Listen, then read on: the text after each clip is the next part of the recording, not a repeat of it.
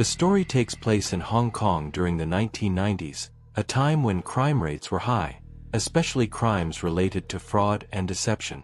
There was a young man named Houkai, a reckless and twisted individual who harbored a darkness within him that few could imagine. In 1978, at the age of 19, he was sentenced to 4 years in prison for fraud and swindling. He was later released on parole, but there was no hope for change. He returned to the criminal world and was jailed again in 1985 for another year. Houkai became known throughout the prison system. There wasn't a single inmate who didn't know his name. He suffered from chronic headaches. There wasn't a day that passed without him feeling excruciating pain in his head. This condition continued until his release in 1992, when he was 33 years old. That's when his life took a drastic turn. One day, while wandering the streets, he heard of a fortune teller who was said to be able to solve any problem. Driven by curiosity, he decided to visit him. He put on his best clothes and knocked on the fortune teller's door. Inside, the man was seated on a mat, surrounded by burning incense and an air of mystery. Houkai sat down and began to pour out his heart, his sins, his headaches, his belief that he was cursed. He cried as he spoke.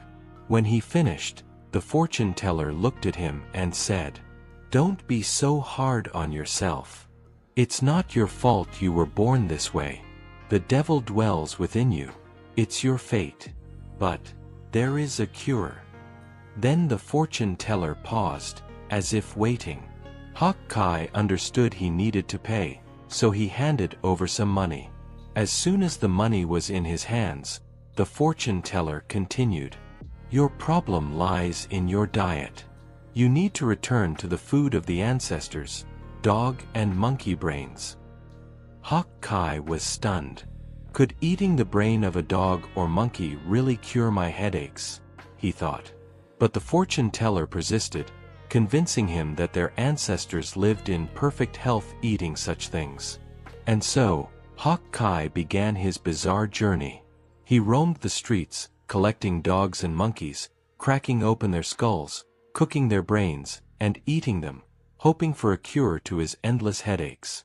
But something inside him felt off. He couldn't accept what he was doing.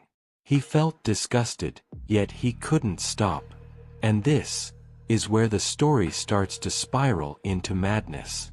He ate their brains again and said to himself, "A normal person would forget about this. Would I go